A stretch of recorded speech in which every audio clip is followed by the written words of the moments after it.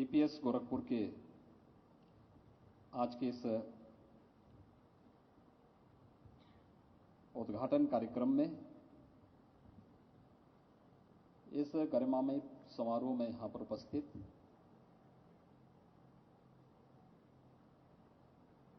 इलाहाबाद उच्च न्यायालय के और दिल्ली उच्च न्यायालय के माननीय न्यायमूर्तिगण, न्यायमूर्ति सीडी सिंह जी, दिल्ली उच्च न्यायालय, न्यायमूर्ति संगीता चंद्रा जी, लखनऊ उच्च न्यायालय, न्यायमूर्ति बीआर सिंह, लखनऊ उच्च न्यायालय, न्यायमूर्ति कर्णेश सिंह पवार, लखनऊ उच्च न्यायालय, न्यायमूर्ति सौरभ लावनिया जी, लखनऊ उच्च न्यायालय, न्यायमूर्ति विवेक कुमार सिंह जी, प्रयागराज उच्च न्यायालय, न्यायमूर्ति साधना रानी ठाकुर जी, प्रयागराज उच्च न्यायालय और न्यायमूर्ति राहुल चतुर्वेदी जी, इलाहाबाद उच्च न्यायालय प्रयागराज। समारोह में विशिष्ट अतिथि के रूप में उपस्थित गोरखपुर के लोकप्रिय माननीय सांसद श्री रविकिशन शुक्ला जी, क्षेत्रीय विधायक श्री फतेह बहादुर सिंह जी, हमारे माननीय विधायकगण श्री प्रदीप शुक्ला जी, श्री राजेश त्रिपाठी जी, श्री हर्ष वाजपेयी जी, गोरखपुर की जिला पंचायत के अध्यक्ष श्रीमती साधना सिंह जी,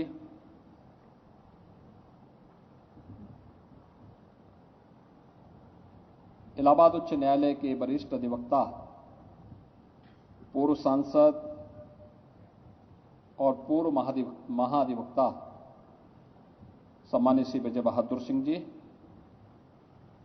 और pro vice chairman DPS group Shri Vishal Singh जी,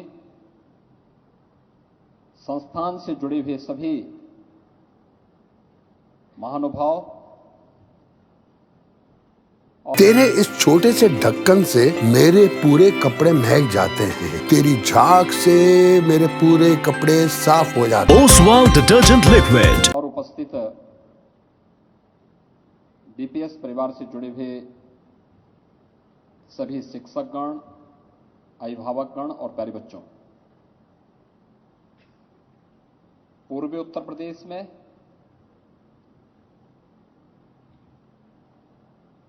महायोगी बाबा गोरखनाथ के इस पावन धाम में डीपीएस जैसे शिक्षा के क्षेत्र के एक अभिनव ब्रांड को लेकर के विशाल सिंह जी आज यहां आए हैं। मैं इस अवसर पर उपस्थित सभी माननीय न्यायमूर्तियों का, सभी सम्मानित अतिथियों का, श्री विजय बहादुर सिंह जी का और उनके सभी मित्रों और शुभचिंतकों का गोरखपुर वासियों की ओर से हृदय से अभिनंदन करता हूं, उनका स्वागत करता हूं। राज्य शासन की ओर से उन्हें धन्यवाद देता हूं कि उन्होंने अपने व्यक्तिगत जो उनका अधिवक्ता का एक पेशा था, उससे अलग हटकर के अपने पुत्र को शिक्षा के और समाज सेवा के एक पवित्र अभियान के साथ जोड़ करके एक नई दिशा दी है। ये गोरखपुर है, पूर्वी उत्तर प्रदेश का एक महत्वपूर्ण केंद्र है। गोरखपुर सिटी से ही न केवल पूर्वी उत्तर प्रदेश की 3 करोड़ की आबादी बल्कि पश्चिमी उत्तर बिहार और नेपाल की तराई का एक बहुत बड़ा क्षेत्र अपनी शिक्षा, अपने स्वास्थ्य, अपने रोजगार और अपने व्यापार के लिए गोरखपुर पर निर्भर करता है। और इसलिए गोरखपुर जैसे क्षेत्र में क्वालिटी ऑफ एजुकेशन के बारे में बात करना, और केवल बात ही नहीं बल्कि उसको जमीनी धरातल पर उतारने के लिए निवेश करना, मैं इसे एक पवित्र अभियान मानता हूं। इसलिए मैं डीपीएस परिवार का आज यहां पर एंड्स ग्रुप से जुड़े हुए हमारे जितने भी पदाधिकारी हैं, जैसे विशाल सिंह जी और उनकी पूरी टीम का मैं यहां पे राज्य शासन की ओर से हृदय से स्वागत करता हूं, उनका अभिनंदन करता हूं। मैं धन्यवाद देता हूं कि उन्होंने एक साहस किया। आपने देखा होगा ये जो मार्ग है गोरखपुर सिटी से आया है, यह नेपाल जाता है। यहां से भगवान बुद्ध की जन्मस्थली लुम्बिनी इस विद्यालय से मात्र 1 घंटे में आप पहुंच सकते हैं, यानी नेपाल की सीमा 1 घंटे से भी कम समय में आप इस दूरी को तय कर सकते हैं। इसी डीपीएस की जो ये ब्रांच यहां गोरखपुर में स्थापित हुई है, इसी से सट करके एक 4 लेन का गोरखपुर का रिंग रोड बनने जा रहा है, बाईपास बनने जा रहा है, जो ओसवाल फूल झाड़ू शादी और ये दोनों ही लंबे चलेंगे। ओसवाल फूल झाड़ू, ओसवाल हर रिश्ते का रखे ख्याल। कुशीनगर को गोरखपुर से जोड़ेगा, इस मार्ग से जोड़ेगा, और यहां से कुशीनगर की दूरी मात्र आधे घंटे में आने वाले समय में पूरी की जा सकती है।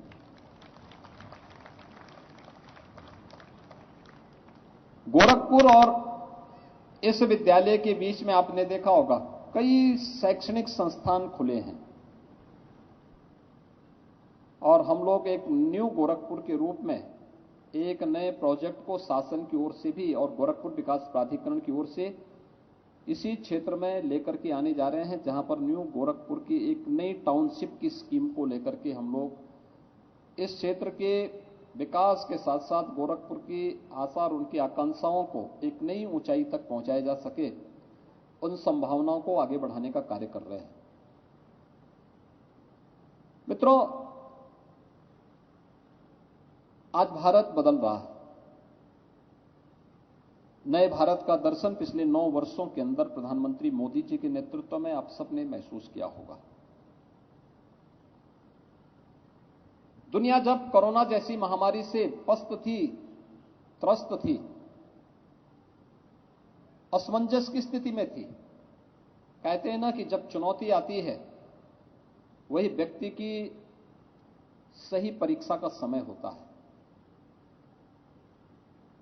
बहुत सारे लोग क्षमता रखने के बावजूद चुनौती आने पर पस्त हो जाते हैं, उसके सामने हथियार डाल देते हैं, लेकिन दृढ़ इच्छा शक्ति के साथ, तो एक सत्संकल्प के साथ आगे बढ़ते हैं। चुनौती आने पर वह और उत्साह के साथ उससे जूझने के लिए तैयार रहते हैं। और दुनिया के अंदर एकमात्र भारत है जिसने इस सदी की सबसे बड़ी महामारी को एक चुनौती के रूप में भी लिया, उसे एक अवसर में बदल करके दुनिया के सामने एक मॉडल दिया। कैसे एक संवेदनशील सरकार अपने नागरिकों की महामारी से सुरक्षा भी कर सकती है और उनके भविष्य को, उज्जवल भविष्य को बनाने के लिए नई नई योजनाओं को भी आगे बढ़ा सकती है। कोरोना में आपने देखा होगा कैसे सरकार के स्तर पर फ्री में टेस्ट, फ्री में उपचार, फ्री में वैक्सीन और 80 करोड़ लोगों को देश के अंदर फ्री में राशन की सुविधा लगातार 3 वर्ष से भारत दे रहा है। अनुमान करिए, पाकिस्तान की आबादी 22 से 23 करोड़, एक रोटी के टुकड़े के लिए लाले पड़ रहे हैं, और भारत 80 करोड़ लोगों को 3 वर्ष से फ्री में राशन की सुविधा दे रहा है। पहली बार कोई महामारी आई है जिस महामारी को नियंत्रित करने के लिए वैक्सीन भारत ने बनाया है। यह वैक्सीन हमारे लिए महत्वपूर्ण इसलिए भी है क्योंकि आप जिस क्षेत्र में बैठे हैं आज, यहां पर जिस कार्यक्रम में हमारे माननीय न्यायमूर्तिगण, माननीय जनप्रतिनिधिगण, माननीय जो महानुभाव आज यहां पर आए हैं, या हमारी जो भावी पीढ़ी है वे उपस्थित हैं, उन्हें इस बात को समझना होगा। यहां पर एक बीमारी थी इंसेफ्लाइटिस की। इंसेफ्लाइटिस की बीमारी 1977-78 में एकाएक इस क्षेत्र में उभरी थी। इसका जो वायरस था वो जापानी इंसेफ्लाइटिस के रूप में, जेई के रूप में उसको चिन्हित किया था। जापानी इंसेफ्लाइटिस का मतलब जापान में ये वायरस कम से कम पानी में दे सफाई बेशुमार। इसमें है नेचुरल ऑयल, ये कपड़ों के संग हाथों का भी रखे ख्याल, तो आज ही करें इस्तेमाल। ओसवाल ओसवाल ओसवाल ओसवाल, हर रिश्ते का रखे ख्याल। वायरस पहली बार चिन्हित हुआ था और जापान ने इसका वैक्सीन 1905 में बना दिया था। लेकिन भारत आने में, वैक्सीन को आने में 100 साल लगे। 2006 में जब मैंने सड़कों पर उतर करके व्यापक आंदोलन किया था, भीषण आंदोलन किया था, संसद की कार्रवाई को बाधित करने के लिए वहां पर उतर करके हर एक सत्र में डिबेट करवाता था, और जब आंदोलन सड़कों से लेकर संसद तक चरम तक पहुंच गया, तब गोरखपुर को वैक्सीन मिल पाई थी और तब हम लोगों ने वैक्सीनेशन के कार्यक्रम को गोरखपुर में चलाया था। लेकिन तब तक मेरे संघर्ष को कुछ समय हो चुके थे। गोरखपुर और पूर्वी उत्तर प्रदेश की एक बड़ी संख्या में जनता मेरे साथ संघर्ष के साथ उतर गई थी और हम लोग इस निष्कर्ष पर पहुंचे थे कि केवल वैक्सीन इसका समाधान नहीं हो सकता है। और ठीक है, तात्कालिक रूप से हम बच्चों को बचा सकते हैं, लेकिन अगर कोई सफलता का मॉडल खड़ा करना है तो हम लोग उसके लिए प्रयास कर रहे थे। हेल्थ इंफ्रास्ट्रक्चर को सुधारने के लिए किसके सामने गुहार करें, वो सुनने वाला नहीं था। एक सांसद की सीमाओं को मैं जानता था, लेकिन फिर भी हिम्मत नहीं हारते थे। लेकिन 2017 में जब प्रधानमंत्री जी ने मुझे ये जिम्मेदारी दी कि आप उत्तर प्रदेश की बागडोर संभाले, तो सबसे पहले मेरे मन में हलचल आई कि मैं उत्तर प्रदेश तो जा रहा हूं, उत्तर प्रदेश की बागडोर तो संभालूंगा, अब इंसेफ्लाइटिस का क्या होगा। अब तक तो मैं आंदोलन करके शेष जिम्मेदारियों से मुक्त हो जाता था, अब तो ये मेरे ऊपर ही आ गया है। लेकिन मैंने पहली बैठक की और मैं इस बात को मानता था, लगातार 20 वर्षों से जिस लड़ाई को मैं लड़ रहा था, मैं इस निष्कर्ष पर पहुंचा था कि इस बीमारी का उपचार केवल उपचार ही मात्र साधन नहीं, इसके उन्मूलन के लिए मुझे विभिन्न विभागों में एक अंतर विभागीय समन्वय के माध्यम से इसके उन्मूलन की दिशा में प्रयास करना चाहिए। अब उपचार नहीं है, अब इसको समाप्त हमेशा के लिए करना है। और इसके लिए जब मैंने कार्यक्रम प्रारंभ किया था 2017 में ही, मार्च में मैंने बागडोर संभाली थी, अप्रैल में मैं कुशीनगर जिले में, कुशीनगर जनपद सर्वाधिक पीड़ित था इस बीमारी से, कुशीनगर जनपद में मैं पूरी टीम के साथ आया था। तो मैंने वहां पे स्वच्छता के कार्यक्रम को कहा था कि भाई स्वच्छता के कार्यक्रम के साथ साथ मुसहर बस्ती से जुड़े हुए बच्चे सबसे से प्रभावित होते थे, उनके बीच में साबुन बांटने का काम, कैसे हाथ धोना है, कैसे शुद्ध पेयजल का सेवन करना है, अगर आपके पास शुद्ध पेयजल नहीं तो उसको गर्म करके ठंडा करने के बाद ही फिर छान करके उस पानी का सेवन करें। उन घरों को चिन्हित करके उनके लिए टॉयलेट की व्यवस्था उपलब्ध करवाना, गांव में स्वच्छता के अभियान को आगे बढ़ाना, अलग अलग विभागों को अलग अलग जिम्मेदारी दी। और मुझे बताते हुए प्रसन्नता है कि हम लोगों ने 19 आते आते इस बीमारी को काफी हद तक नियंत्रित कर दिया। और आज जब हम लोग 2022-23 में यहां पर हैं, तो मुझे बताते हुए प्रसन्नता है कि इंसेफ्लाइटिस का समाधान आज हम लोग लगभग कर चुके हैं। पूरी तरह इंसेफ्लाइटिस पूर्वी उत्तर प्रदेश से समाप्त हो चुकी है। हम लोगों ने 40 वर्ष में पूर्वी उत्तर प्रदेश के 50,000 बच्चों को खोया था इस बीमारी से। ये मासूम बच्चे थे जो बहुत सारे राजनीतिक दलों के वोट बैंक थे, वोट बैंक जिसको लोग बनाते थे। तेरे इस छोटे से ढक्कन से मेरे पूरे कपड़े महक जाते हैं, तेरी झाग से मेरे पूरे कपड़े साफ हो जाते हैं। Oswal detergent liquid. परिवारों से बच्चे आते थे, लेकिन जो कि उनके बच्चों के मन में एक आवाज नहीं थी, उनकी कोई वॉइस नहीं थी, इसलिए उनकी कोई सुनवाई नहीं होती थी। और उसका समाधान हुआ और हम आभारी हैं प्रधानमंत्री मोदी जी के।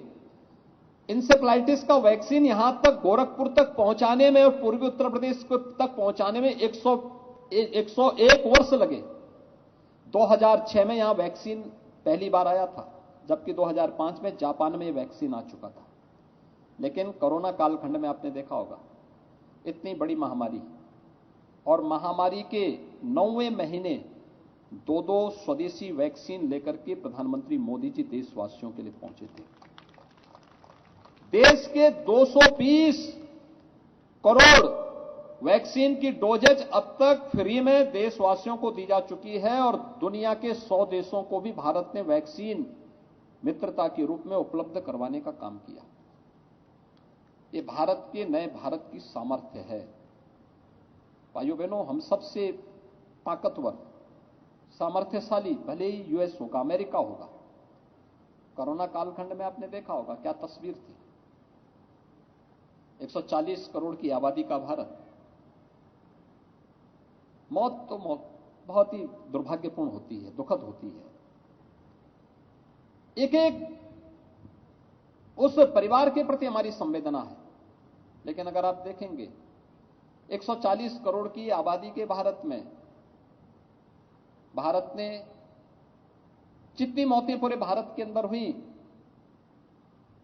उससे दुगनी से अधिक मौतें यूएस के अंदर हुई हैं, जबकि यूएस की आबादी भारत की 1/4 है। हेल्थ इंफ्रास्ट्रक्चर ही नहीं, सरकार की इच्छा शक्ति, उनकी लीडरशिप इस रूप में कार्य कर रही है, यह भी इस पर निर्भर करता है। और प्रधानमंत्री मोदी जी ने जो वैक्सीन दिए, दुनिया ने उसकी डिमांड मानी, उसका लोहा माना। जब दुनिया पछती थी इस महामारी से, तब भारत अपनी एक नई राष्ट्रीय शिक्षा नीति को लेकर के भी आया था।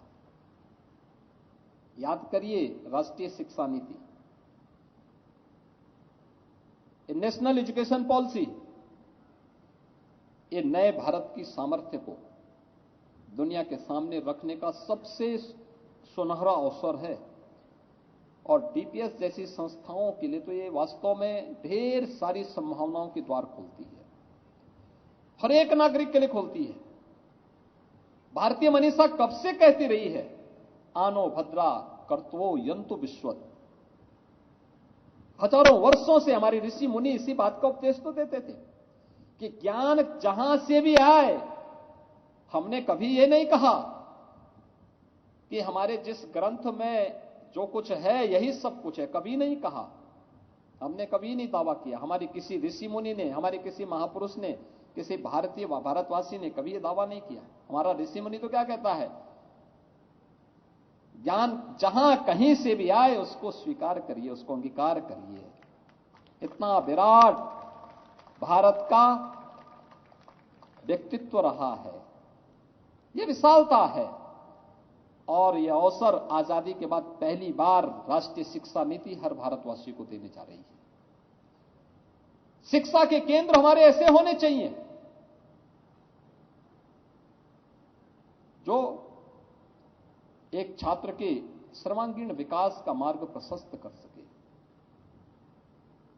सर्वांगीण विकास का मार्ग प्रशस्त कर सके, हर चुनौती से जूझने। ओसवाल फूल झाड़ू, शादी और ये दोनों ही लंबे चलेंगे। ओसवाल फूल झाड़ू, ओसवाल हर रिश्ते का रखे ख्याल।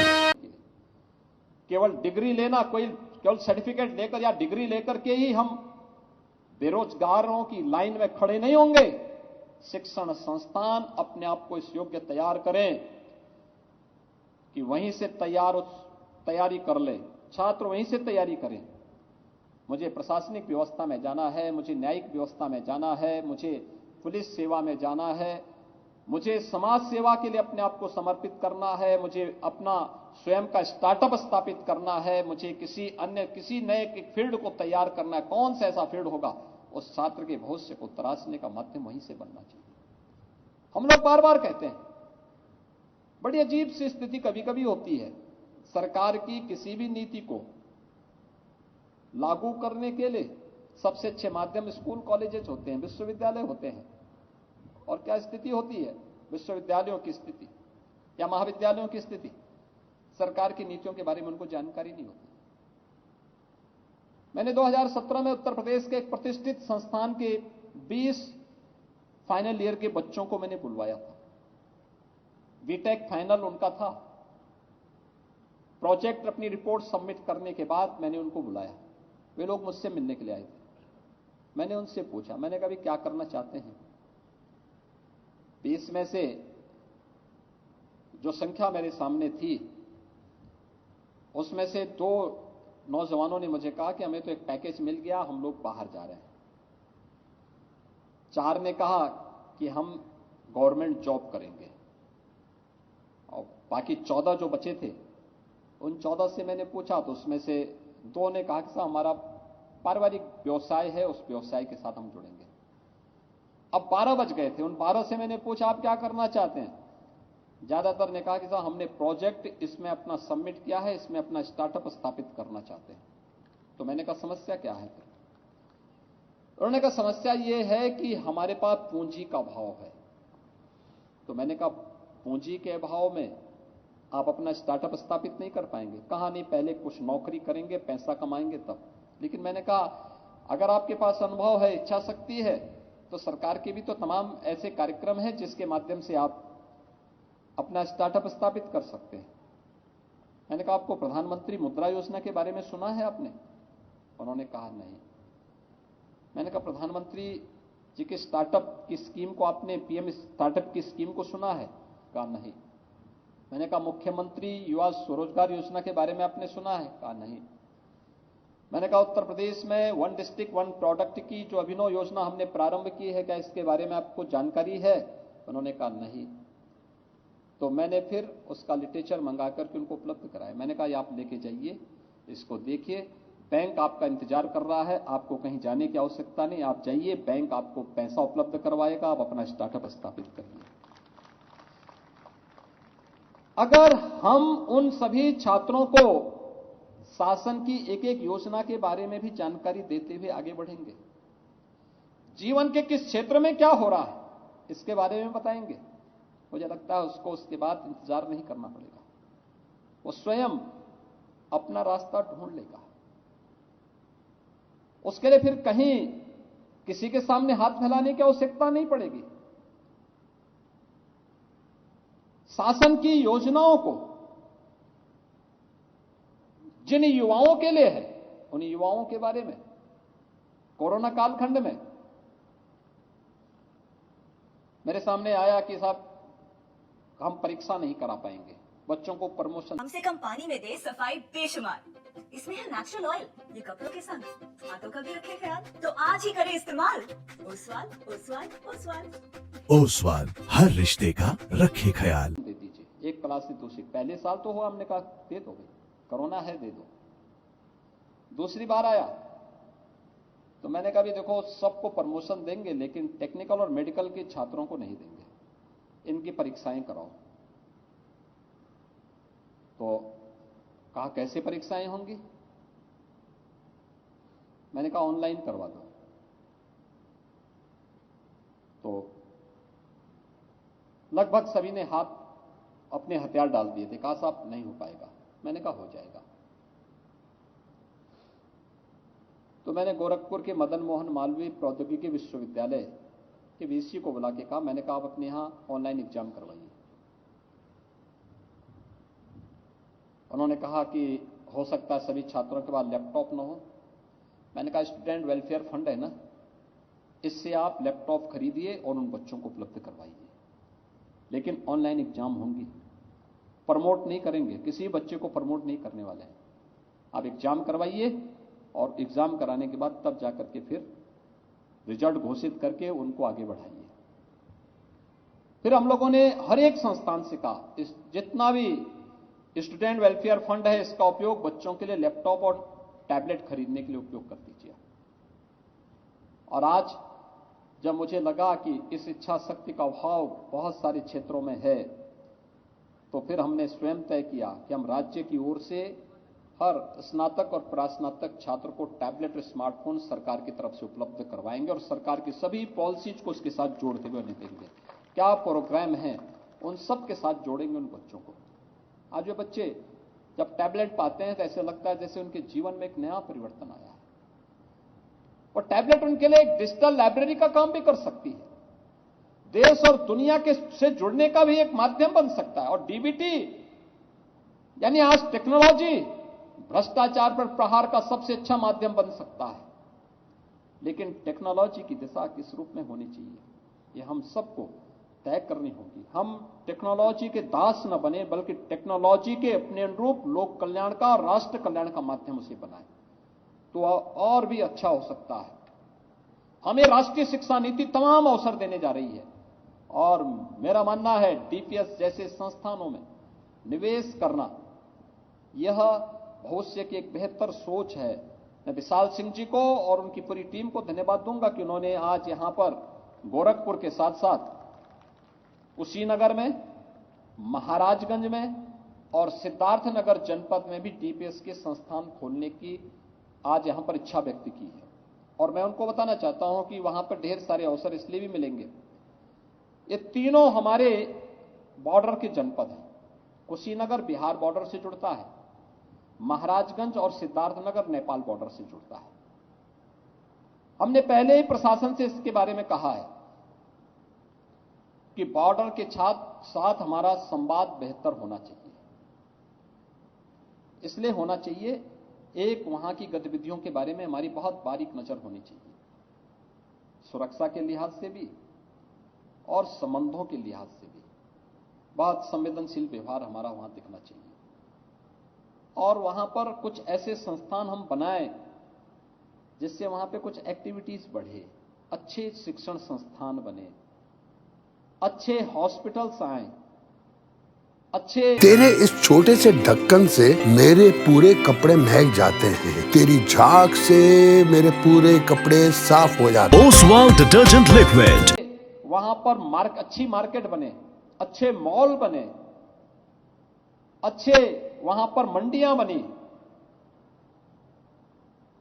ये सभी कार्यक्रम चल रहे हैं। और उसके क्लस्टर विकसित करने की कार्रवाई हम लोग नेपाल बॉर्डर से 20 किलोमीटर अंदर कर रहे हैं। ऐसे ही बिहार बॉर्डर से भी 10 से 15 किलोमीटर के अंदर उत्तर प्रदेश के अंदर इस प्रकार के कार्यक्रम को हम लोगों ने 4 लेन की कनेक्टिविटी दी है। प्रत्येक अपनी इंटर स्टेट कनेक्टिविटी को 4 लेन के साथ हम जोड़ चुके हैं।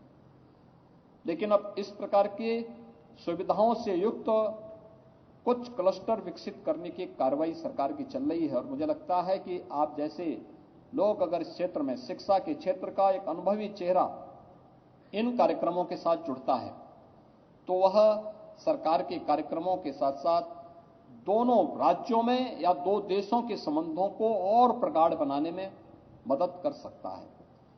लेकिन जब हम शिक्षा के साथ अपना संवाद बना रहे हैं, हमें ध्यान रखना होगा शिक्षा क्वालिटी के साथ तो हो, लेकिन अपने कल्चर से वह संबंध न टूटे, अपने संस्कारों से वंचित न रहे, अपनी परंपरा, अपनी संस्कृति, अपनी राष्ट्रीयता को अपने जीवन पथ का ध्येय मानते हुए अगर हम आगे बढ़ते हैं तो ये शिक्षा सार्थक होगी संस्थान के लिए, समाज के लिए और राष्ट्र के लिए। और यह हर भारतवासी का कर्तव्य होना चाहिए। आज आपने यहां पर डीपीएस के बेहतरीन कैंपस को गोरखपुर और पूर्वी उत्तर प्रदेश वासियों को उपलब्ध कराया है। मैं डीपीएस के आपके प्रयागराज कैंपस में गया था, कई बार मुझे वहां लैंड करने का अवसर प्राप्त हुआ। और आज मुझे यहां पर स्वयं गोरखपुर में, मैं यहां से अक्सर जाता था, मैं देखता था कि भाई ये कौन बना रहा है। तो मुझे अचानक एक दिन पता लगा कि विजय बहादुर सिंह जी ने, हम दोनों संसद में साथ साथ सांसद के रूप में भी कार्य किए और प्रदेश के महाधिवक्ता के रूप में जब वह कार्य कर रहे थे उस समय भी मुझे उनके साथ कई बार संवाद बनाने का अवसर प्राप्त हुआ था। तो मैंने देखा कि यद्यपि उनका जन्म बुंदेलखंड में हुआ है, बुंदेलखंड से वे प्रयागराज में आए, प्रैक्टिस किया, एक अच्छे अधिवक्ता के रूप में उन्होंने नाम भी कमाया और नाम के साथ साथ दाम भी कमाया है। ये दोनों उनके साथ साथ चले हैं। अक्सर होता है कि शिक्षा और यानी सरस्वती और लक्ष्मी में थोड़ा मतभेद ही होता है, लेकिन यहां पर तो मुझे लगता है कि दोनों उनके साथ साथ चल रहे हैं। दोनों को समन्वय बनाते हुए आगे बढ़े हैं। तो मुझे बताया गया कि भाई ये तो पूर्व महाधिवक्ता और पूर्व सांसद, जब पूर्व महाधिवक्ता के द्वारा ये विद्यालय बनाया जा रहा है, तो मैंने कहा तो हमारे साथ सांसद भी थे। संजोग से एक दिन मेरी मुलाकात ही हो गई, तो उन्होंने कहा कि हम गोरखपुर में एक संस्थान बना रहे हैं। मैंने कहा मैं देखा हूं, और संजोग से मुझे ही आज इसके उद्घाटन में भी आना पड़ा। विशाल सिंह जी ने मुझे आमंत्रित किया, यद्यपि विजय बहादुर सिंह जी नहीं आमंत्रित किए थे, उन्होंने मुझे सूचना दी थी केवल, लेकिन उन्होंने मुझे आमंत्रित किया। आज मैं यहां पर आपके बीच में हूं। मैं इस अवसर पर बहुत मुझे प्रसन्नता हुई कि आप लोगों ने इस जमीनी धरातल के बीच में क्या कुछ हो रहा है, यह हमारे माननीय न्यायमूर्तियों को भी विजिट कराने का एक प्रयास किया है।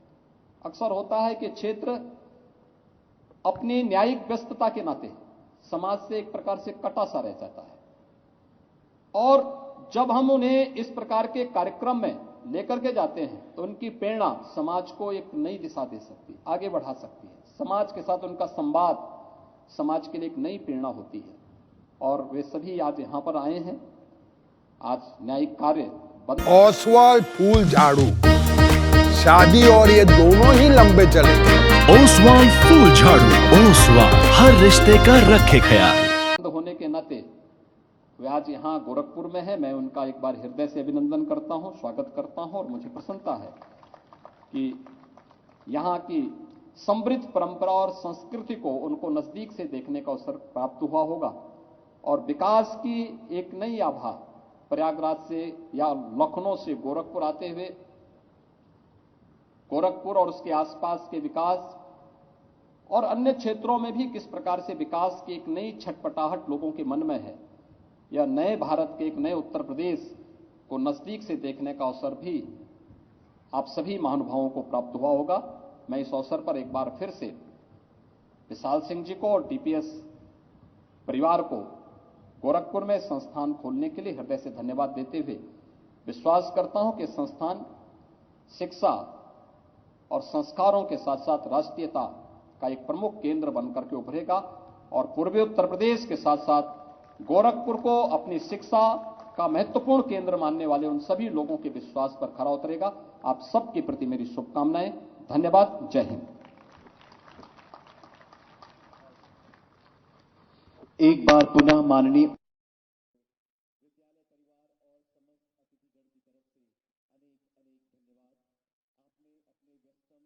अमूल्य समय में से हमें अपना समय दिया और वक्तव्य दिया, इसके लिए पूरा समाज